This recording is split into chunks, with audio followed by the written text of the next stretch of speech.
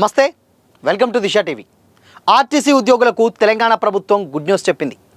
Latest calendar 2026 సంవత్సరం నుండి 2.1% DA పెంచుతున్నట్లు రవాణా శాఖ మంత్రి పొన్నం ప్రభాకర్ ప్రకటించారు. ఈ మేరకు ఆర్టీసీలో పెండింగ్ పనులు అభివృద్ధి కార్యక్రమాలపై పలు రీజియన్ ఆర్ఎంలతో మంత్రి పొన్నం ప్రభాకర్ శుక్రవారం సమీక్ష నిర్వహించారు. పెండింగ్ పనులు వేగవంతం చేయాలని అధికారులకు సూచించారు. ఈ సందర్భంగా మంత్రి మాట్లాడుతూ గతంలో 50.7% డిఏ ఉండగా ఇప్పుడు దానిని 52.8% పెంచినట్లు తెలిపారు.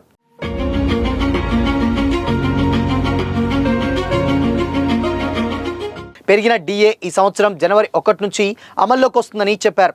గడిచిన 3 నెలలకు గాను ఒక్కో నెలలో సప్లిమెంటరీ బిల్స్ ద్వారా వీటిని చెల్లించమన్నామని, పెరిగినటువంటి డిఏ ద్వారా ప్రభుత్వంపై ప్రతి నెల 2.82 కోట్ల అదనపు భారం పడుతుందన్నారు. జూలై 2025లో 48.6%గా ఉన్నటువంటి డిఏను 2.1% పెంచడం ద్వారా 50.7%కి చేరినటువంటి విషయాన్ని ఆయన గుర్తు చేశారు. మే 2024 ఆర్పిఎస్ 2017 అమలు తర్వాత ఉద్యోగులకు చెల్లించాల్సినటువంటి డిఏ బకాయిలు లేవని మంత్రి స్పష్టం చేశారు. తెలంగాణ ప్రజాపాలన ప్రభుత్వంలో మొదటి నుండి ఆర్టీసీ సంస్థ పరిరక్షణ, ఉద్యోగుల సంక్షేమం, ప్రయాణికుల సౌలభ్యం కేంద్రంగా పనిచేస్తుందని అన్నారు. సంస్థకు ప్రధానంగా కార్మికుల సంక్షేమంపై, వారికి సంబంధించినటువంటి ఆరోగ్య సంరక్షణకు, ఆసుపత్రి అప్గ్రేడేషన్, కారుణ్య నియామకాలు, దీర్ఘకాలంగా రిమూవ్ అయినటువంటి వారిని త్రిమెన్ కమిటీ ద్వారా తిరిగి ఉద్యోగాలకు తీసుకోవడం జరిగిందన్నారు. ఈ కమిటీ ద్వారా కొత్త నియామకాలు చేపట్టి పనిభారం తగ్గించడం, కొత్త బస్సులు కొనుగోలు లాంటి అనేక కార్యక్రమాలు చేస్తుందని చెప్పుకొచ్చారు. పెంచినటువంటి డిఏ తెలంగాణలో ఉన్నటువంటి ప్రతి ఆర్టీసీ ఉద్యోగికి ఉపయోగపడుతుందన్నారు. తెలంగాణలో లైఫ్ లైన్లుగా ఉన్నటువంటి ఆర్టీసీని ప్రజల్లోకి ఇంకా ఎక్కువ తీసుకెళ్లేలా కృషి చేయాలని, ఆర్టీసీ ఉద్యోగుల సమస్యల పరిష్కారానికి ప్రభుత్వం కృషి చేస్తుందని వెల్లడించారు. TGS RTC MD Y Nagireddy మాట్లాడుతూ ఆర్టీసీ సిబ్బంది ఎన్నో రోజుల నుండి ఎదురుచూస్తున్నటువంటి డిఏను ఈరోజు ప్రకటించడం సంతోషంగా ఉందన్నారు. కార్మికుల సంక్షేమమే తమ ప్రధాన ధ్యేయమన్నారు. ఇక పెరిగినటువంటి డిఏతో ఉద్యోగుల జీతాలు పెరగనున్నాయి. జీతం పెరగడంతో ఉద్యోగులకు ఎంతో మేలు చేకూరేటువంటి అవకాశం ఉంది. మరోవైపు రాష్ట్రంలో ఫ్రీ బస్ తీసుకొచ్చినటువంటి తర్వాత ప్రయాణికుల సంఖ్య భారీగా పెరిగిన సంగతి తెలిసిందే. దీంతో ఉచిత బస్ ప్రయాణం టికెట్లను ప్రభుత్వమే భరిస్తుంది. అలా కూడా ఆర్టీసీకి భారీగా ఆదాయం వస్తుంది. చాలా కాలంగా ఆర్టీసీకే నష్టాలే ఉండగా మెల్లిమెల్లిగా లాభాల బాట పట్టేలా ప్రభుత్వం కృషి చేస్తుంది అని కూడా చెప్పుకొచ్చారు. సో మొత్తంగా ఇప్పటి వరకు పెరిగినటువంటి డిఏలు ఒక లెక్క అయితే, ఇప్పటి వరకు మన ఈరోజు పెరిగినటువంటి డిఏ ఒక లెక్క అని కూడా మంత్రి స్పష్టం చేశారు. అయితే ఈ మేరకు చాలా రకాలుగా, అంటే ఏదైతే ఇప్పుడు తెలంగాణ ప్రభుత్వంలో కాంగ్రెస్ అధికారంలోకి వచ్చిన తర్వాత ఆర్టీసీకి సంబంధించినటువంటి చాలా రకాలుగా పెద్ద ఎత్తున ధర్నాలు, రాస్తారోకోలు జరిగేవి ఎప్పుడైనా కానీ.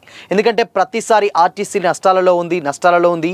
ప్రభుత్వం దాన్ని ప్రైవేటీకరణ చేసేటువంటి సిచ్యువేషన్స్ చాలా ఎక్కువగా కనిపిస్తున్నాయని కూడా చాలామంది ఆర్టీసీ ఉద్యోగులు ధర్నాలు చేసినటువంటి దాఖలాలు కూడా లేకపోలేదు. అయితే తెలంగాణలో వచ్చిన తర్వాత, ఇప్పుడు కాంగ్రెస్ పార్టీ అధికారంలోకి వచ్చిన తర్వాత ఇప్పుడు ఫ్రీ బస్ అనేది ఒకటి ఏర్పాటు చేయడం జరిగింది.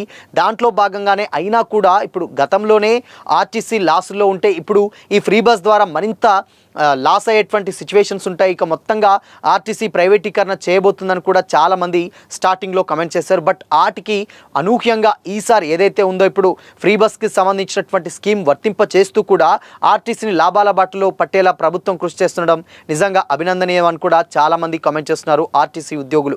ఇంకొక విషయం ఏంటంటే, లేనటువంటి కొత్త బస్సుల్ని, ఇప్పుడున్నటువంటి బస్సుల్ని కాకుండా కొత్త బస్సుల్ని కొనుగోలు చేసి వాటిని ఇంకా మొత్తంగా పెంచేసి, అంటే ఇప్పుడు ఉన్నటువంటి ఆర్టీసీ వ్యవస్థని మరింత బలోపేతం చేసేటువంటి దిశగా ప్రభుత్వం నిజంగానే కృషి చేస్తున్నందుకు ధన్యవాదాలను కూడా చాలామంది, కొంతమంది అయితే ఆర్టీసీ ఉద్యోగులు ఎస్పెషల్లీ దీని మీద హర్షం వ్యక్తం చేస్తున్నారు. అయితే ఇప్పటి వరకు కూడా ఎప్పుడైనా కానీ, అంటే రైల్వే డిపార్ట్మెంట్స్ ఎప్పుడున్నా కానీ లాభాలలో ఉంటుంది, ఆర్టీసీ డిపార్ట్మెంట్ ఎప్పుడూ కూడా నష్టాలలో ఉంటుందనేది చాలా సంవత్సరాల నుంచి వినిపిస్తున్నటువంటి మాటే. అయినప్పటికీ ఇప్పుడు ప్రభుత్వాలు మారిన తర్వాత ఇన్కేస్గా మొత్తంగా మహాలక్ష్మి పథకం ప్రవేశపెట్టినప్పుడు స్టార్టింగ్లో ఈ పథకం ద్వారా ఇంకెక్కువ ఆర్టీసీ నష్టపోతుందని కూడా చాలామంది కమెంట్ చేశారు. బట్ అనూహ్యంగా వాటన్నింటినీ దాటుకొని ఆ బకాయిలన్నీ కూడా ప్రభుత్వమే భరిస్తూ ఇప్పుడు ఆర్టీసీ ఇంకా కొత్తగా ఇప్పుడు ఏంటంటే, ఇప్పుడు డెఫినెట్గా ఇప్పుడు మహాలక్ష్మి పథకం వర్తింపజేస్తున్నారు కాబట్టి అది గవర్నమెంట్ స్కీమ్కి ఉంది. ఇక ప్రైవేటీకరణ చేయడం చాలా చాలా కష్టం. ఇంకా ఫ్యూచర్లో ఎలాంటి ప్రభుత్వాలు వచ్చినా కానీ ఈ పథకాన్ని బేస్ చేసుకొని ప్రభుత్వాలు హాఫ్ ఇయర్స్గా ఇప్పుడు ఇది ప్రైవేటీకరణ చేయడం చాలా కష్టతరంగా మారుతుందని కూడా చాలామంది అయితే కమెంట్ చేస్తున్నారు. బట్ ఏదేమైనప్పటికీ కూడా ఇప్పుడున్నటువంటి పరిస్థితుల్లో ఉన్నటువంటి బస్సులను కాకుండా ఇంకా కొత్తగా కొనుగోలు చేసినటువంటి బస్సులు బస్సులను తీసుకొచ్చి ఆర్టీసీకి మరింత లాభం చేకూరేలా ప్రభుత్వం యోచిస్తుందని కూడా ఇప్పుడు లేటెస్ట్గా మంత్రి పొన్నం అయితే స్పష్టం చేశారు. సో చూడాలి మరి ఇన్ కేసు ఇప్పుడు కనుక ఉన్నటువంటి పరిస్థితులు చూస్తే నిజంగానే ఇప్పుడు ఎక్స్ప్రెస్ అంటే ఆర్డినరీ పల్లె వెలుగు నుంచి వెళ్ళి టు ఎక్స్ప్రెస్ వరకు కూడా మేజర్గా ఇప్పుడు ఈ మహాలక్ష్మి పథకం అనేది వర్తింపజేస్తుంది. సో ఇది ఇన్ కేసు ముందు కూడా ఇంకా దీన్ని సూపర్ డీలక్స్ వరకు కూడా దీన్ని చేసేటువంటి ఆలోచనలో ఉన్నామని కూడా ప్రభుత్వాలు చెప్పుకొస్తున్నాయి. కానీ ఇప్పటివరకు అయితే దీని మీద అఫీషియల్ అనౌన్స్మెంట్ అయితే ఇవ్వలేదు. కానీ మొత్తంగా ఆర్టీసీ ఉద్యోగులందరూ కూడా డిఏలు పెంచడం ద్వారా హర్షం వ్యక్తం చేస్తున్నారనే చెప్పాలి.